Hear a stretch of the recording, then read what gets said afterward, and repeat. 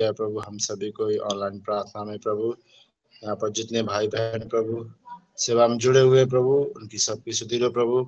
और प्रभु हमें भजन गाने में और प्रभु वचन से प्रभु हमसे बातें करो, ताकि हम तृप्त होकर प्रभु आपकी सेवा संगति करें प्रभु, और प्रभु आपका सुसमाचार हम बता सके प्रभु। और हमारी इस ऑनलाइन प्रार्थना में दुष्ट की युक्ति ना हो प्रभु, ना किसी प्रकार की प्रॉब्लम प्रभु, सबको एक समान आशीष और अनुग्रह भरो, ताकि आनंदित से प्रभु हम सेवा में अटेंड कर सके। प्रार्थना मांगते प्रभु यीशु ख्रिस्त के नाम में सुना स्वीकार करो, आमीन। आमीन। प्रेमी अनुग्रहकारी दयालु ईश्वर, हम धन्यवाद देते हैं इस सुंदर समय में जो आपने हमारे लिए दिया, और ये आपकी बड़ी दया हम पर हुई है प्यारे प्रभु जी कि आपने हमको एक और मौका दिया ताकि हम आपके साथ संगति कर सके।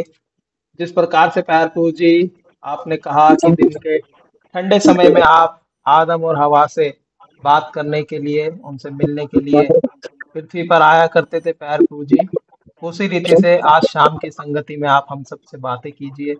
हे प्रभु, हम आपकी धीमी और मीठी वाणी को सुन सके, हम आपके महिमा के स्वरूप को निहार सके, और हम आपके अनुभव में और आपकी आत्मिकता की ऊंचाई में प्यारे प्रभु जी हम बढ़ सके।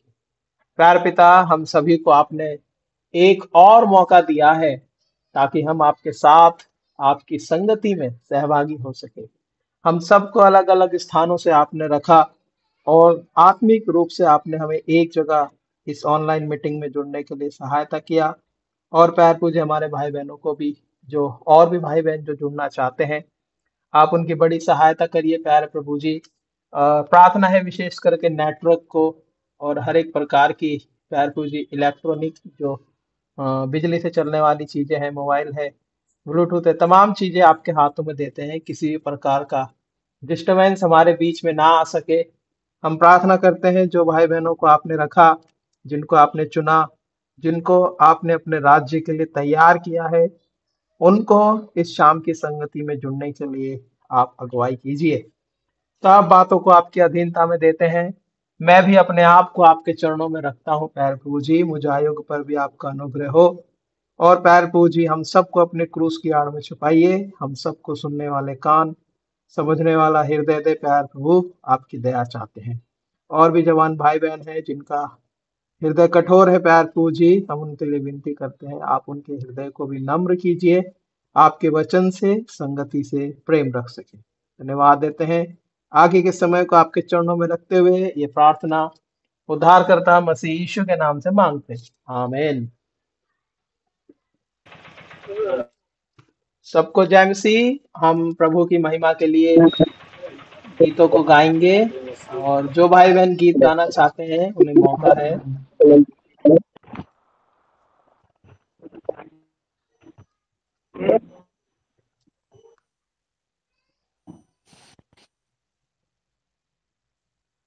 यदि कोई गीत गाना चाहता है, मौका है। जैमसी के सबको हम प्ले सॉन्ग गाना चाहते हैं। 3 माइक ऑन है मेरे पास, कोई एक माइक ऑन कर।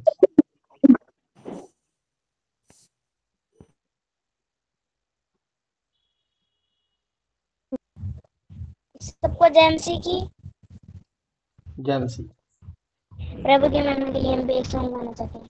तेरा प्यार है महान, तेरा प्यार है महान। मैं एक गीत गाता हूँ प्रभु के लिए लास्ट। इस बगिया का तू है माली, निराले तेरी महिमा हो।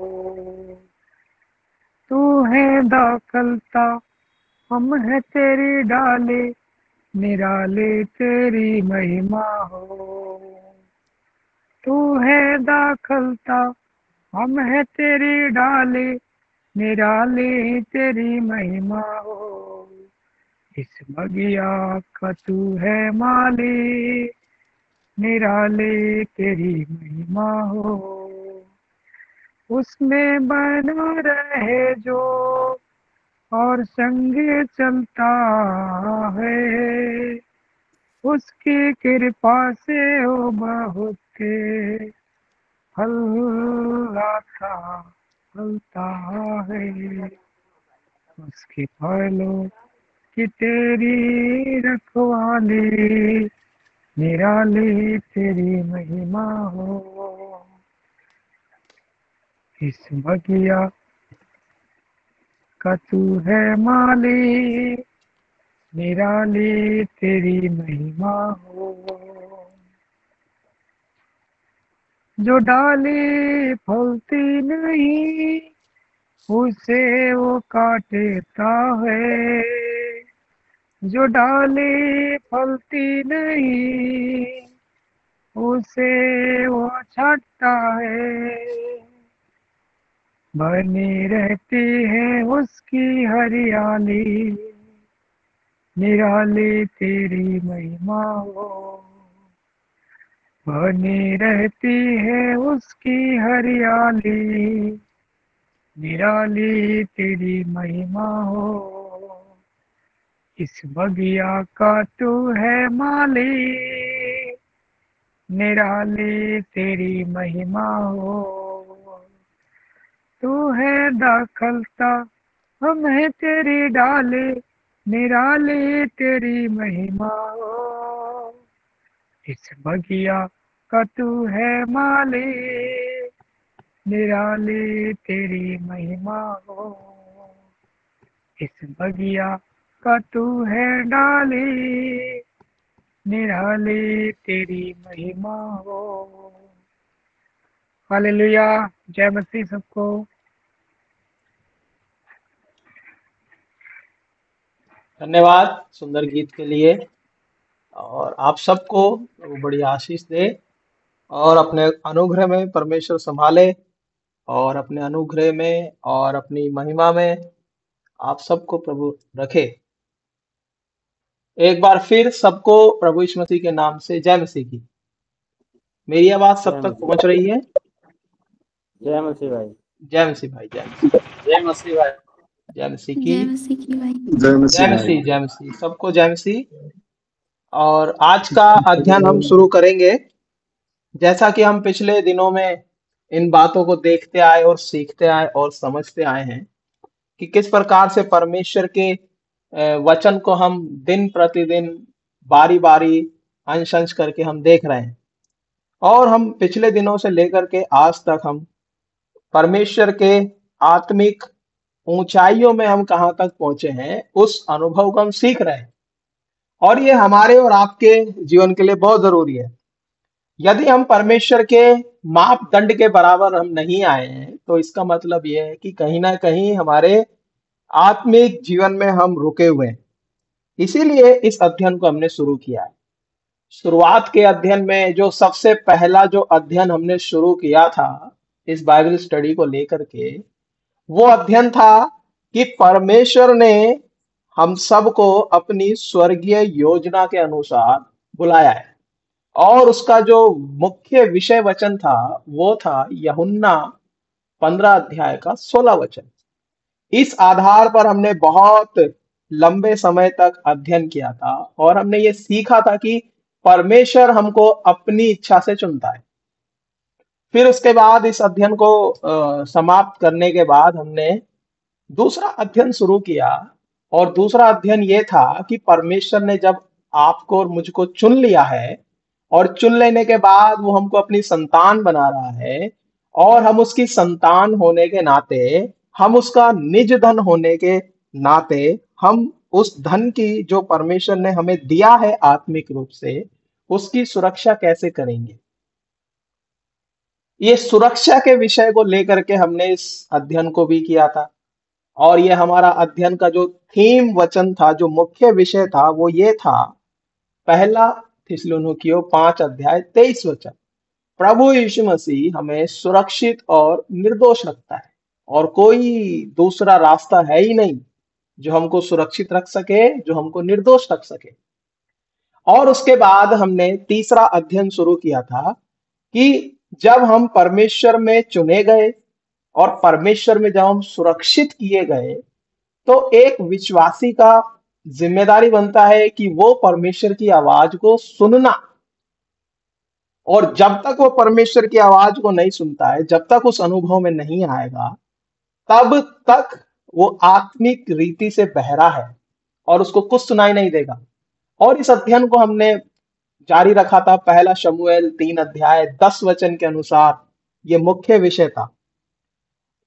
आज भी हम इस अध्ययन को जो कर रहे हैं वर्तमान समय में, इस महीने में, इस अध्ययन का एक ही विषय है कि हम परमेश्वर की जो आत्मिक ऊंचाइयां हैं उन तक हमको पहुंचना है।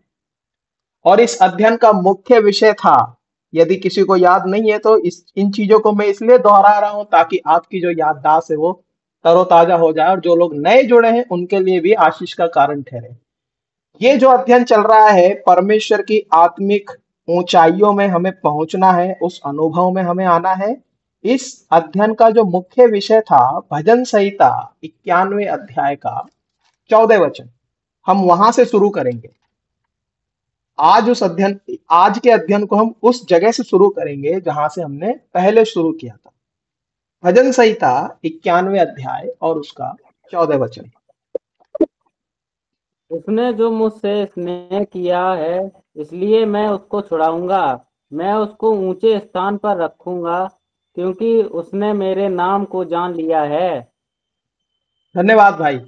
इसी के साथ साथ हम पढ़ेंगे यशायाह नबी की किताब और उसका 32 अध्याय का 1 वचन से लेकर के 8 वचन तक कोई भी जन उसको पढ़ सकता है। यशायाह नबी की किताब 32 अध्याय 1 वचन से लेके 8 वचन तक।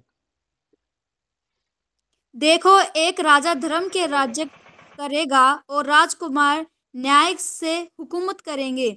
हर एक मानो आंधी से छिपने का स्थान और बौछार से आड़ होगा और निर्जल देश में जल के झरने व तप्त भूमि में बड़ी चट्टान की छाया। उस समय देखने वालों की आंखें धुंधली न होगी और सुनने वालों के कान लगे रहेंगे। उतावलों के मन ज्ञान की बातें समझेंगे और तुतलाने वालों की जीभ फुर्ते से और साफ बोलेगी। मूढ़ फिर उधार न कहलाएगा और न कंजूस दानी कहा जाएगा, क्योंकि मूढ़ तो मूढ़ता ही की बातें बोलता और मन में अनर्थ ही गढ़ता रहता है कि वह अधर्म के काम करे और यहोवा के विरुद्ध झूठ कहे। भूखे को भूखा ही रहने दे और प्यासे का जल रोक रखे। छली की चालें बुरी होती है, वह दुष्ट युक्तियां निकालता है कि दरिद्र की बातों में लूटे, जबकि वे ठीक और नम्रता से भी बोलते हो, परंतु उद्धार मनुष्य के उद्धारता की ही युक्तियां निकालता है, वह उद्धारता में स्थिर भी करेगा। आमीन। आमीन। प्रार्थना करेंगे। प्रेमी अनुग्रहकारी ईश्वर, हम धन्यवाद देते हैं जो वचन भाग पढ़ा गया भजन संहिता 91 और उसका 14 वचन और यशायाह 32 अध्याय और उसके पहले वचन से 8 वचन तक जो हमने पढ़ा है, जो सुना है, उसमें आप हमारी बड़ी सहायता करिए। आज के अध्ययन में आप हम सबको अपनी मीठी और धीमी वाणी को सुनाइए और जिस अनुभव में आप हमें रखना चाहते हैं उस आत्मिक ऊंचाई के अनुभव को आप हमें सिखाइए। हे प्रभु, मुजायुग पर भी आप बड़ा अनुग्रह करिए। बोलने वाला मैं नहीं परंतु आपका आत्मा हो सके, मेरे होठों को छुइए और कोई गलत बात मेरे मुंह से ना निकले जो वचन के विरुद्ध हो। प्यारे प्रभु जी, मैं भी अपने आप को आपके चरणों में रखता हूँ, मुझ पर भी अनुग्रह कीजिए। मैं अपने शब्द भी आपके हाथों में सौंपता हूँ। अपने अधिकार में से आप मुझे अधिकार के साथ बोलने के लिए सहायता करो। इस छोटी सी प्रार्थना को उद्धारकर्ता मसीह यीशु के नाम से मांगते हैं, आमीन। हम यहाँ पर परमेश्वर के आत्मिक ऊंचाई के पर्वतों के अनुभव को हम सीख रहे हैं और ये आज हमारा 9वां पर्वत शिखर है जिसको हम सीख रहे हैं। और इस ऊंचाई पर आने के लिए हमको बाकी के और अनुभवों को सीखना पड़ेगा। इसीलिए जब हम परमेश्वर के समीप में आते हैं, जब हम परमेश्वर को अपना आधार मानते हैं, जब हम परमेश्वर को अपना आश्रय मानते हैं, तब परमेश्वर हमारा छिपने का स्थान बनता है, हमारा आश्रय, हमारा ठहरने का स्थान बनता है, हमारा शरण स्थान बनता है, हमारा गढ़ वो बन जाता है। पिछले अध्ययनों में हमने सुरक्षा के विषय में जब अध्ययन कर रहे थे, तो वहां हमने एक बड़ी ही सुंदर बात को देखा था कि दाऊद परमेश्वर को अपना गढ़ मानता है, अपना छुड़ाने वाला मानता है, अपना उद्धारकर्ता करके वो मान रहा है, अपना बल वो कह रहा है परमेश्वर को। ठीक वैसी ही बात यहाँ पर यशायाह बताने की कोशिश कर रहा है। यदि हम इस अध्याय के अंदर 1 वचन से 8 वचन तक जब हम देखते हैं, तो ये जो वचन भाग है ये इस बात को दिखाता है कि परमेश्वर का जो न्याय का दिन है वो आने वाला है, और परमेश्वर यहोवा का दिन बाइबल में लिखा गया है, और उस दिन करके ऐसा शब्द आया है बाइबल में। और ये यशायाह की किताब में उस दिन करके जो शब्द आया है और जो यहोवा का दिन शब्द आया है, 45 बार इस शब्द को उपयोग किया गया है। और सबसे ज्यादा ये बात यहां पर बताई गई है कि परमेश्वर न्याय करने के लिए तैयार है। और दूसरी बात इस अध्याय के अंदर बताई गई है कि वो दोबारा से स्थापित करता है, दोबारा से हमको बनाता है, दोबारा से हम गिर भी जाएं तो भी वो हमको उठाएगा, हम निराश हो तो भी वो हमें आशा देगा, हम अच्छे नहीं है फिर भी वो हमको अच्छा बनाएगा, हम समझदार नहीं है फिर भी वो हमको समझदार बनाएगा। ऐसी बातें बता करके वो हमको अकेला नहीं छोड़ता, वो बता रहा है कि वो हमारा छिपने का स्थान है, वो हमको बचाने वाला है, वो हमारी आड़ है, हाँ, वो हमारा निर्जल देश में जल का झरना है, वो गर्म भूमि में वो हमारी बड़ी चट्टान है जिस पर हम अपनी अपने अपने अपने आप को उसके प्रति हम शरणार्थी हो सकते हैं। और यशायाह यहाँ पर शुरुआत में ही इस बात को बोल रहा है 32 वचन के पहले अध्याय में कि देखो एक राजा धार्मिकता से राज्य करेगा और राजकुमार न्याय से हुकूमत करेंगे। हर एक मानो आंधी के छिपने का स्थान है। यहाँ लिखा है हर एक आंधी से छिपने का स्थान और बौछार से आड़ होगा। वो मानो निर्जल देश में जल की नदियां और तप्त भूमि में बड़ी चट्टान की छाया होगा। ऐसा करके इस वचन भाग को बताना चाहता है कि परमेश्वर एक उद्धार पाए हुए व्यक्ति के लिए, एक पाप क्षमा किए गए व्यक्ति के लिए, एक परमेश्वर की संतान हुए व्यक्ति के लिए वो कितना बड़ा आश्रय स्थान है, वो सिखाने के लिए, वो बताने के लिए यशायाह इस बात को बता रहा है। क्यों? क्योंकि परमेश्वर जब न्याय करने के लिए आएगा और परमेश्वर जब अपने न्याय के सिंहासन पर बैठेगा और जब वो आज्ञा देगा न्याय शुरू किया जाए, तो जब शुरुआत होगी तो बाइबल बताती है शुरुआत किसी दूसरे से नहीं की जाएगी, शुरुआत उन लोगों से की जाएगी जो लोग परमेश्वर के कहलाते हैं, जो लोग उसके निकट रहते हैं, जो लोग उसकी उपस्थिति में रहते हैं, जो लोग उसकी रात दिन उसकी आराधना कर रहे हैं, जो लोग रात दिन उसको हे प्रभु कह करके भज रहे हैं, जो रात दिन उसकी स्तुति कर रहे हैं, जो रात दिन उसके वचन का अध्ययन कर रहे हैं, जो रात और दिन हमेशा उसमें लगे रहते हैं, वहां से परमेश्वर अपने न्याय को शुरू करेगा। इसीलिए वो उनका शरण स्थान है। और ये बात अचंभे की बात नहीं है, लेकिन ये हकीकत है और बाइबल में इस बात को बड़ी ही सफाई के साथ लिखा गया है। मेरी पुरानी वाली बाइबल में जब मैं इस बात को पढ़ रहा था तो मैं थोड़ा सा हिल गया अंदर से कि ये बड़ी भयानक बात है कि हम परमेश्वर की सेवा कर रहे हैं, हम आराधना कर रहे हैं, हम विश्वासी हैं, हम सब कुछ है, लेकिन परमेश्वर कहता है कि परमेश्वर जब अपना न्याय करेगा तो वो अपने पवित्र स्थान से, जहां उसके लोग पाए जाते हैं, जहां वो लोग खड़े होते हैं, जहां लोग आराधना करते हैं, वहां से वो शुरू करेगा। इसलिए वो कहता है कि मेरे पवित्र स्थान से ही तू शुरू कर देना। हाँ, मैं पढ़ रहा था उस वचन को, यहेजकेल नबी की किताब आप निकाल सकते हो, यहेजकेल नबी की किताब और उसका 9 अध्याय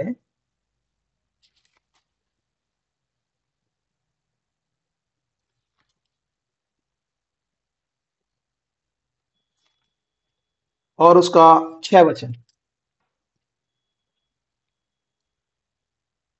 बूढ़े, युवा, कुंवारी, बाल बच्चे, स्त्रियां, सबको मारकर नष्ट करो, परंतु जिस किसी मनुष्य के माथे पर वह चिन्ह हो उसके निकट न जाना। मेरे पवित्र स्थान ही से आरंभ करो। अतः उन्होंने उन पुरनियों से आरंभ किया जो भवन के सामने थे। उन्होंने वहां से शुरू किया जो भवन के सामने। यदि हम अपने जीवन को देखें तो हम कहाँ हैं? हम परमेश्वर की कलीसिया में पाए जाने वाले लोग हैं। यहाँ हम जितने बैठे हैं सबके सब विश्वासी हैं, कोई अविश्वासी नहीं है। सबके सब उद्धार पाए हुए हैं, सबके सब अपने पापों की क्षमा पाए हुए हैं, सबके सब परमेश्वर के पीछे चलने वाले लोग, यहाँ तक कि मैं भी।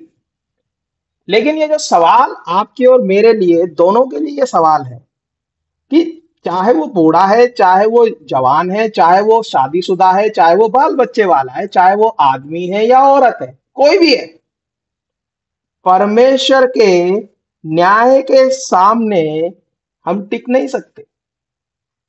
ऐसे समय में हमारा आश्रय कौन है? ऐसे न्याय से बचाने के लिए हमको कौन सहायता करेगा?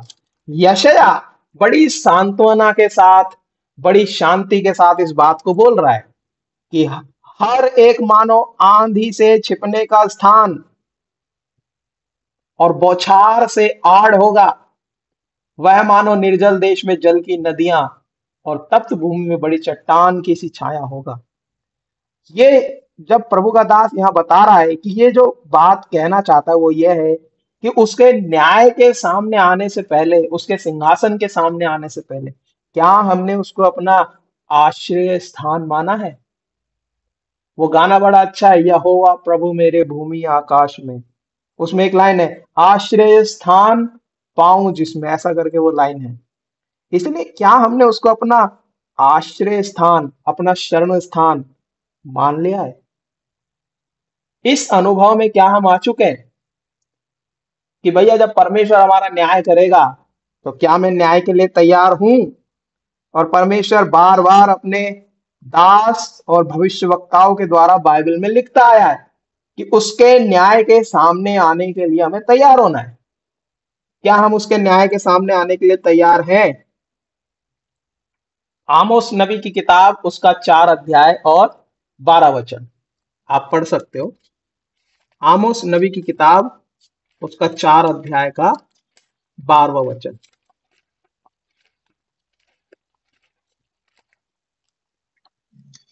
इस कारण हे इस्राएल, मैं तुझसे ऐसा ही करूंगा, और इसलिए कि मैं तुझ में ये काम करने पर हूं। हे इस्राएल, अपने परमेश्वर के सामने आने के लिए तैयार हो जा। वो कह रहा है कि हे इस्राएल, अपने परमेश्वर के सामने आने के लिए तैयार हो जा। सबसे पहले ये बात उन इजरायली लोगों के लिए लिखी गई जो परमेश्वर के न्याय के सिंहासन से भाग रहे थे, परमेश्वर के न्याय से वो भाग रहे थे।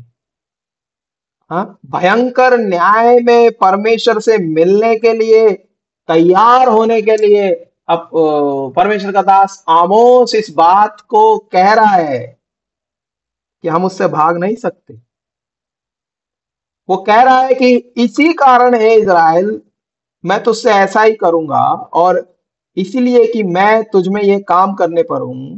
हे इजराइल, अपने परमेश्वर के सामने आने के लिए तैयार हो जा। और यही बात यशायाह 32 अध्याय के 11 वचन में वो दोहरा देता है। ये आमोस में दोहराया गया है, लेकिन यशायाह इस बात को लिखित रूप में कह रहा है। उसको पढ़ लीजिए, यशायाह 32 का 11।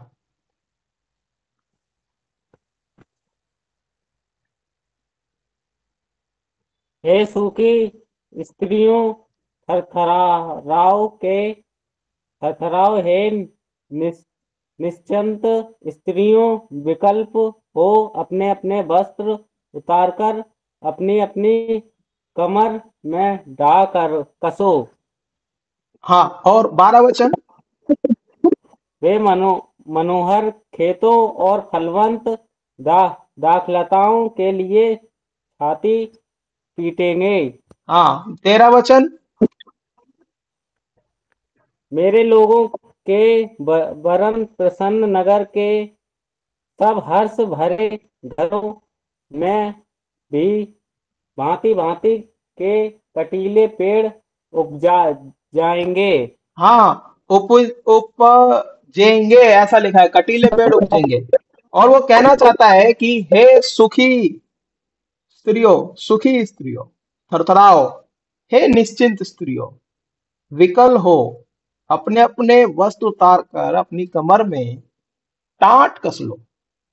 टाट कसने का मतलब क्या है कि परमेश्वर के न्याय के सिंहासन के सामने आने से पहले अपने आप को उसकी शरण में समर्पित करना कि भैया अब हमारा बस नहीं चलेगा, हम कुछ नहीं कर सकते, आप ही हो जो हमको बचाओगे, ऐसा वो कहना चाहता है। जब कोई मौका नहीं है दोबारा, क्योंकि बाइबल में लिखा है कि आंसू बहाने पर भी वो मौका नहीं मिलेगा जिस मौके को हम पिछले दिनों में गवा चुके हैं। बहुत सारे जवान भाइयों ने, जवान बहनों ने बहुत सारे मौके गवा दिए और उन मौकों को हम वापस नहीं पा सकते, लेकिन परमेश्वर का बड़ा अनुग्रह है कि वो हमें मौका देता है कि हम पश्चाताप करें, हम अपने पापों से फिरे, हम अपनी गलतियों को सुधार करके उसको अपना आश्रय स्थान मान ले। यही वो बताना चाहता है। उदाहरण के लिए यदि आप बारिश में, आंधी में, तूफान में यदि आप कहीं फंस जाओ तो क्या होता है? आप ढूंढोगे कि कहां मैं इस बारिश से बच सकता हूं। एक दिन रात के समय में मैं जयपुर के रेलवे स्टेशन जा रहा था। जाते समय तो बारिश नहीं थी, लेकिन आते समय बड़ी तेज बारिश हो गई और ऐसी बड़ी तेज बारिश हुई और उस बारिश में मैं मेन रोड पे, पूरा रोड खाली है, लेकिन मैं बाइक पे चलते चलते देख रहा हूं कि मुझे कहीं रुकने के लिए तो जगह मिले कम से कम थोड़ा सा। ऐसे भयानक दिन के आने से पहले क्या हमने ऐसी तैयारी करी है? इसीलिए परमेश्वर नहीं चाहता कि हम नाश हो। वो धर्मी के नाश होने से प्रसन्न नहीं होता। वो किसी भी व्यक्ति को नाश होने से खुश नहीं है। वो चाहता है कि सब उद्धार पाए। वो चाहता है कि सब प्रभु के पास आए। वो चाहता है कि सब उसको अपना आश्रय स्थान स्वीकार करें, अपना उद्धारकर्ता स्वीकार करें। इसीलिए जब हम किसी आंधी या तूफान में या फिर किसी बड़े समस्या में फंसते हैं तो हम आश्रय स्थान ढूंढते हैं। हम किसी दुकान का सहारा लेंगे, झोपड़ी का सहारा लेंगे। हम देखते हैं कि वहां जाए, वहां जाए, वहां जाए, वहां जाए, वहां जाए, लेकिन प्रभु कहता है तुम्हें बचाने के बाद मैं ही तुम्हारे लिए छिपने का स्थान बनूंगा। मैं तुम्हें बचाने के बाद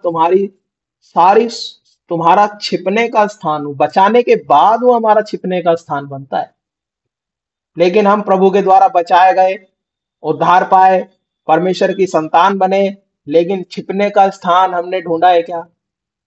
यदि ये सवाल आपके और मेरे पास है तो हर एक विश्वासी के पास ये सवाल होना चाहिए कि प्रभु यीशु मसीह को अपने जीवन में ग्रहण कर लेने के बाद क्या वो हमारा छिपने का अच्छा स्थान है जहां हम शरण पा सकते हैं?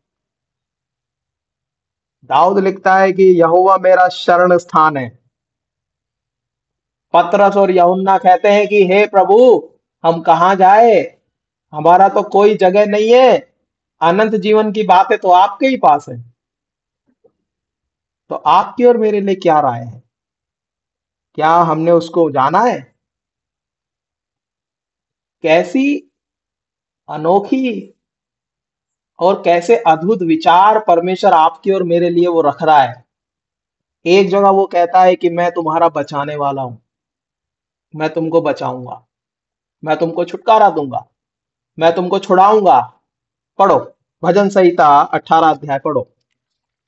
भजन संहिता 18 अध्याय उसका पहला वचन से पढ़ो 2 वचन तक।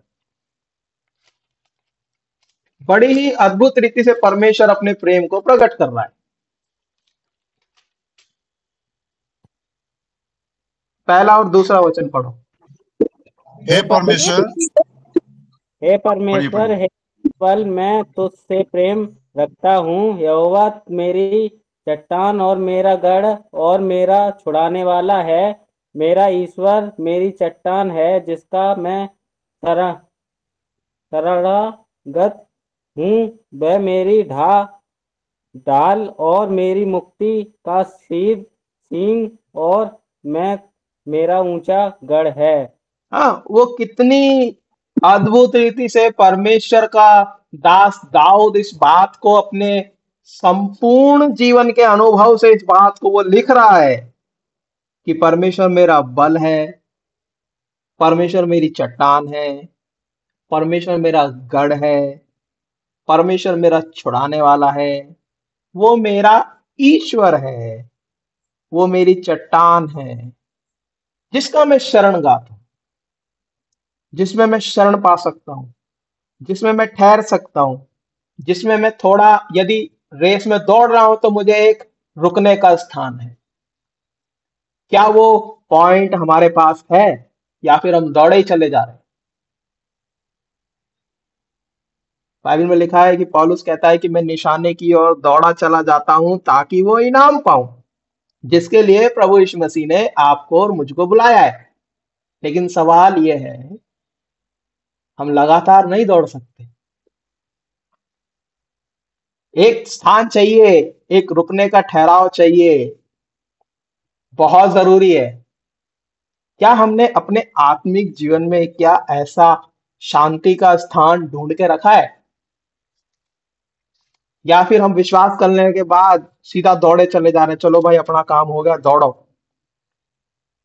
उदाहरण के लिए हम एक बार मान लीजिए बाइक में पेट्रोल भरा ले, तो हम ये सोचे कि नहीं भैया हम तो पूरे भारत का चक्कर लगा लेंगे और हमें पेट्रोल की जरूरत ही नहीं पड़ेगी। यही हम सोच के विश्वासियों का यही हाल है। हर एक विश्वासी के लिए ये एक सवाल है कि उद्धारकर्ता प्रभु यीशु मसीह को स्वीकार करने के बाद क्या उसने उसको अपना शरण स्थान या शरणागत मान लिया है? क्या इस अनुभव में वो आ गए? बहुत जरूरी है इस अनुभव में आना, इस आत्मिक ऊंचाई में आना। क्यों? क्योंकि दाऊद अपने अनुभव में लिख रहा है। भजन संहिता 18 अध्याय का 18 वचन पढ़ो।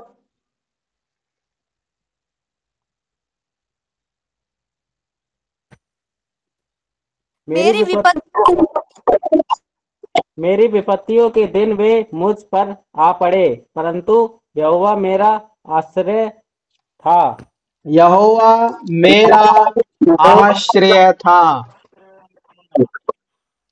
क्या परमेश्वर हमारा आश्रय है? क्या हम सब बीमार नहीं होते हैं? क्या हमारे पास कमी घटी नहीं आती है? क्या हमारे पास शैतान के हमले नहीं होते हैं? जब तक हम इस हड्डी और मांस के शरीर में रहेंगे तब तक ये चीजें हैं। लेकिन क्या हमने उसको अपना एक स्टॉप पॉइंट माना है? आत्मिक दौड़ में तो हम दौड़ रहे हैं, बहुत अच्छे से दौड़ रहे हैं, बहुत फुर्ती से दौड़ रहे हैं, जोश में दौड़ रहे हैं। कुछ लोग धीरे धीरे दौड़ रहे हैं, कुछ लोग जंप करते हुए दौड़ रहे हैं। हम कैसे दौड़ रहे हैं? बहुत जरूरी है। पिछले दिनों में मेरे बच्चों के स्कूल में एक खेल कंपटीशन रखा गया था, तो उस कंपटीशन को देखने के लिए हम भी गए थे। तो वहां कई प्रकार की दौड़ें रखी गई थी। वहां दौड़ रखी गई थी लगातार दौड़ने वाली दौड़, फिर उसके बाद एक दौड़ और थी जिसमें थोड़ा दौड़ेंगे फिर उछल जाएंगे, फिर उछल के फिर दौड़ेंगे। फिर उसके बाद एक और दौड़ रखी गई जिसमें कुछ हाथ में कुछ होता है, वो दौड़ करके दूसरे साथी को देना होता है। और कुछ दौड़ ऐसी है जिसमें धीरे धीरे दौड़ना होता है। विश्वास में हम दौड़ रहे हैं, विश्वास में हम सब अपने अपने आत्मिक जीवन में अपने अपने स्तर पर चल रहे हैं, लेकिन क्या हमारा ठहरने का स्थान कोई है, कोई जगह है जो हमारे को तृप्त कर सके, जो हमको शांति दे सके, जो हमको हमारी थकावट को दूर कर सके, जो हमारा छाया का स्थान बन सके? जो हमें बता सके कि हमें आगे क्या करना है। और यशायाह इसी बात को लिख रहा है।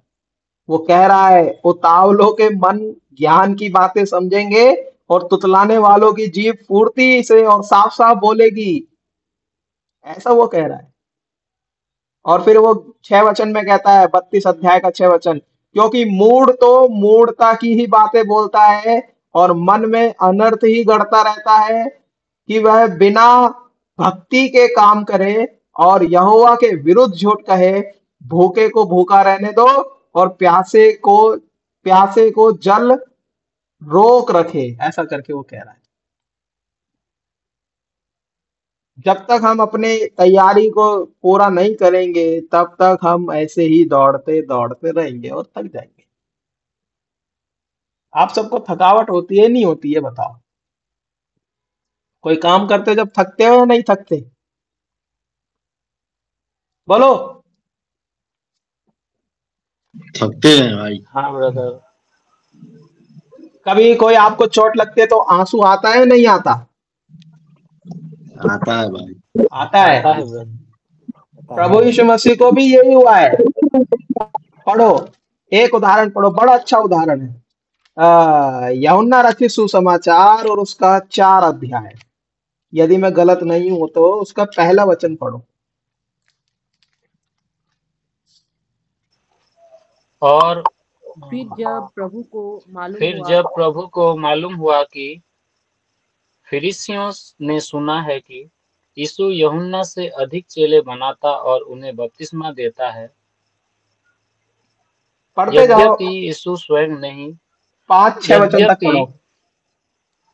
यद्यपि यीशु स्वयं नहीं वरन उसके चेले बपतिस्मा देते थे, तब वह यहूदिया को छोड़कर फिर गलील को चला गया और उसको समरिया से होकर जाना अवश्य था। इसीलिए वह सुखार नामक समरिया के एक नगर तक आया जो उस भूमि के पास है जिसे याकूब ने अपने पुत्र यूसुफ को दिया था, और याकूब का कुआं भी वहीं था। यीशु मार्ग का थका हुआ उस कुएं पर ऐसे ही बैठ गया, और यह बात दोपहर के समय हुई। यीशु थक गया और बैठ गया, तो क्या हम उससे बढ़कर हैं? उसको प्यास लगी, वो थक गया, वो उदास हुआ, वो रोया, क्रूस पर वो चिल्लाया भी, उसके अंदर प्रेम भी था। क्या वो सब चीजें हमारे पास हैं? मैं उसमें कोई दखल अंदाजी नहीं करूंगा क्योंकि हम सब विश्वासी हैं। लेकिन क्या हम इससे बढ़कर हैं? क्या हम नहीं थकेंगे? थकेंगे। और थकेंगे तो हमें एक ऐसी जगह चाहिए जहां हम बैठ सके, जहां हम आराम कर सके, और फिर उसके बाद हम दौड़ सके। और यशायाह इसी बात को सिखा रहा है। बहुत जरूरी है इस अनुभव में आना। क्या हमने अपना आश्रय स्थान, छिपने का स्थान ढूंढ के रखा है? बहुत जरूरी है। इसीलिए ये जो अध्ययन है, ये जो हम सीख रहे हैं, ये हम सब के लिए आत्मिक जीवन में हम कहाँ खड़े हैं ये हमें याद दिलाना है। ये 9वें नंबर का पॉइंट है, ये 9वें नंबर का पर्वत शिखर है, ये 9वें नंबर की ऊंचाई है जिसको हम सीख रहे हैं कि क्या इस ऊंचाई में हम पहुंच चुके हैं। इसीलिए लिखा है कि जब तक आत्मा ऊपर से हम पर उंडेला ना जाए तब तक हम फलदायी नहीं बन सकते, हम फलवंत नहीं हो सकते। पढ़ो यशायाह 32 अध्याय का 15वें वचन पढ़िए। जब तक आत्मा ऊपर से हम पर उड़ला ना जाए और जंगल फलदायक बारी ना बने और फलदायक बारी फिर बनना गिनी जाए। हाँ, वो कह रहा है कि जब तक आत्मा ऊपर से हम पर उंडेला ना जाए, तो वो आत्मा हमको चाहिए। प्रभु वो हृदय हमें दे कि हम आपको अपना आश्रय स्थान स्वीकार कर सके। इसलिए जब तक हमें अपने आश्रय, अपने ठहरने की जगह पता नहीं होगी, तो हम दौड़ते रहेंगे, दौड़ते रहेंगे, दौड़ते रहेंगे। इसलिए बहुत जरूरी है हमें उस ठहरने की जगह को, जहां हम शांति पा सकते हैं, जहां हम अपनी प्यास बुझा सकते हैं, जहां हम तृप्त हो सकते हैं। देखो, यूहन्ना रचित सुसमाचार, यदि मैं गलत नहीं हूं तो दोबारा से हम उस वचन को, एक और वचन पढ़ेंगे यूहन्ना की पत्री में। मेरे पास 10 मिनट और है बस। यूहन्ना 21 अध्याय में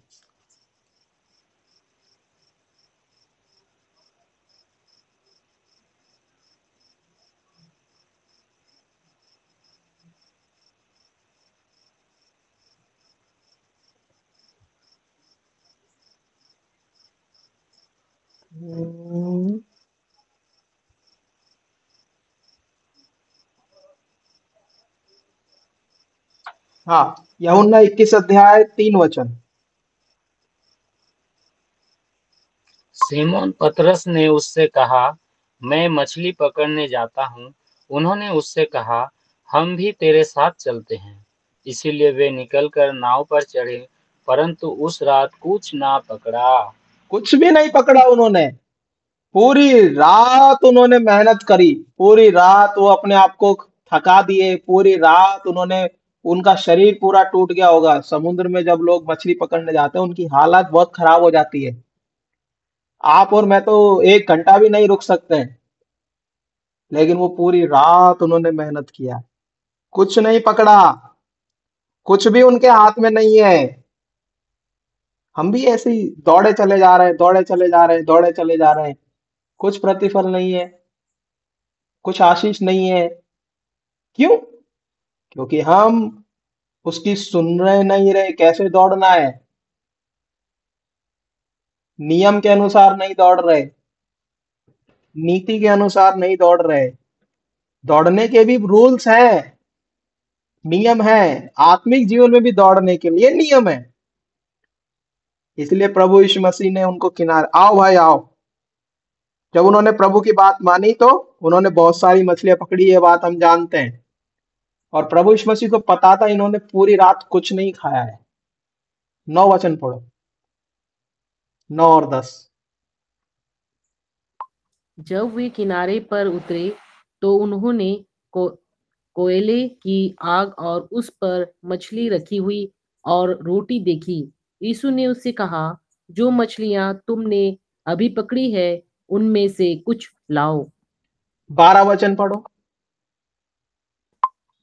यीशु ने उससे कहा, आओ भोजन करो। चेलों में से किसी को साहस ना हुआ कि उससे पूछे, तू कौन है, क्योंकि वे जानते थे कि यह प्रभु ही है। वो एक ऐसा स्थान जहां हमको रोटी मिल सकती है, वो एक ऐसा स्थान, वो एक ऐसी जगह जहां हम आश्रय पा सकते हैं, उस जगह को हमने रखा है क्या चुन के? चेले लोगों को नहीं पता कि वो कहाँ, कि उनको खाना मिलेगा या नहीं मिलेगा, उनको पानी मिलेगा कि नहीं मिलेगा, उनको आराम मिलेगा या नहीं मिलेगा। लेकिन प्रभु को पता था कि मेरे लोग हैं, मेरे छुड़ाए हुए हैं, इनको भूख तो जरूर लगी होगी, क्योंकि प्रभु यीशु मसीह को भी भूख लगी थी। वो जानता है कि इनको प्यास लगी होगी, क्योंकि प्रभु यीशु मसीह को भी प्यास लगी थी। वो जानता है कि भूख के मारे ये बिलबिला रहे होंगे, लेकिन कुछ कर नहीं सकते। पूरी रात समुद्र में खारा पानी पी पी के इनकी हालत खराब हो गई होगी।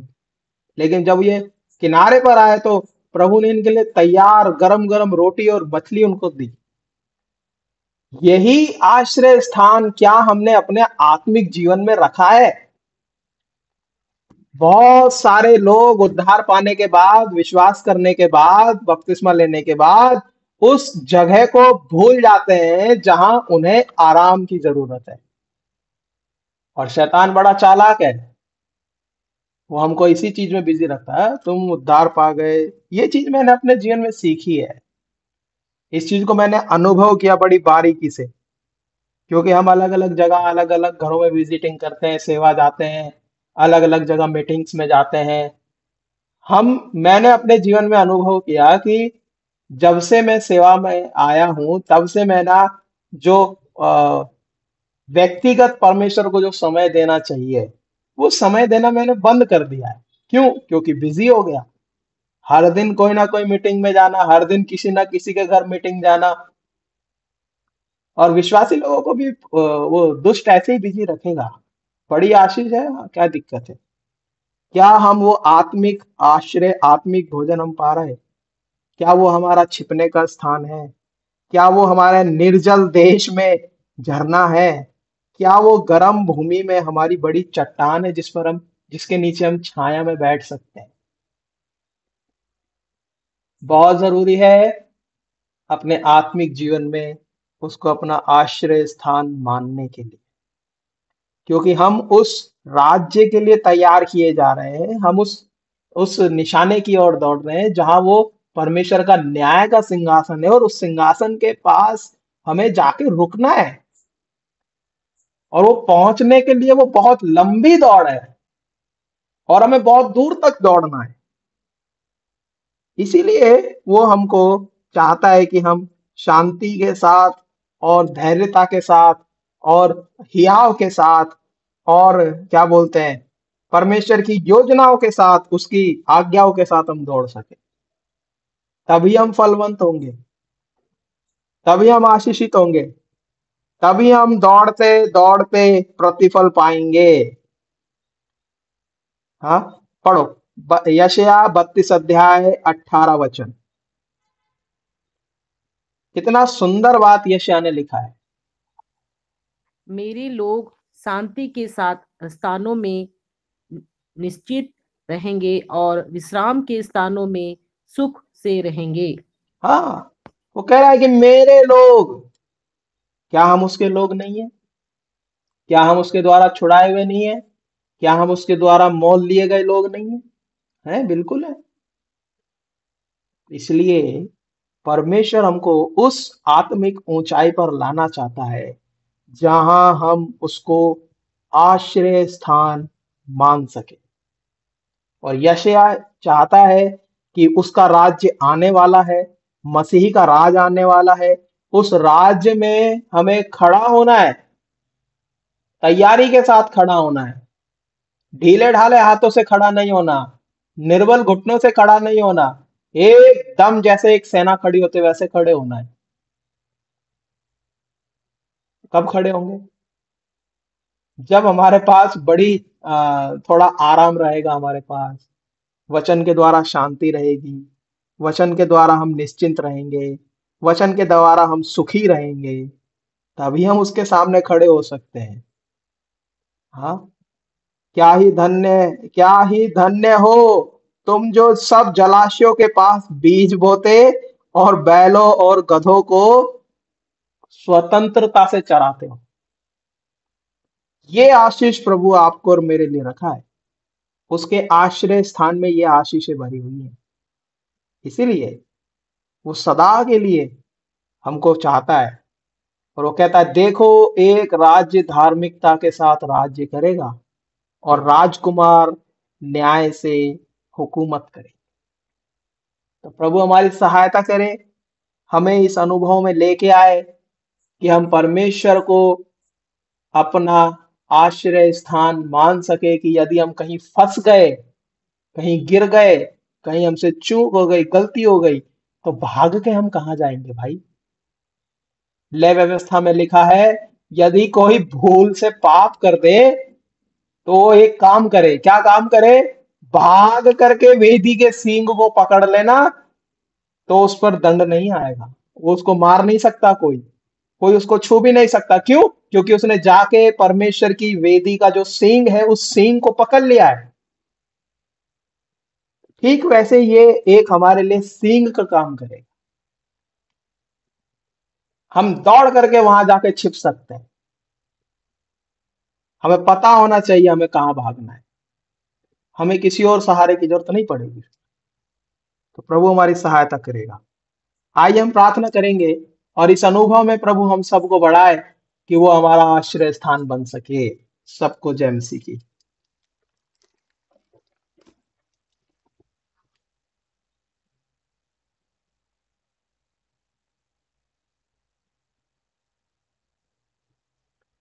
डैनियल भाई प्रार्थना कीजिए।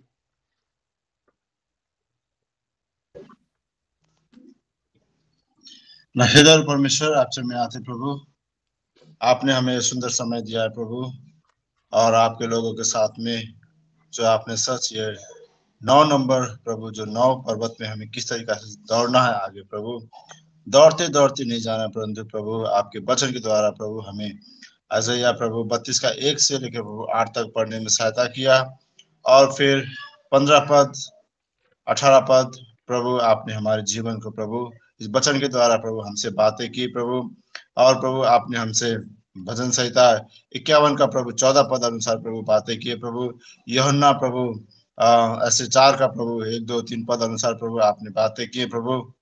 और हम प्रार्थना करते हैं प्रभु इन वचनों के द्वारा प्रभु हमारा जीवन कैसे आगे बढ़ना है प्रभु, हमें प्रभु आगे दौड़ना है, और प्रभु हमें सेवा में लॉलिन बन के चलना है प्रभु, और हमें उस ऊंचाई पे चढ़ना है प्रभु, और ताकि प्रभु हमें जीवन का मुकुट मिले प्रभु।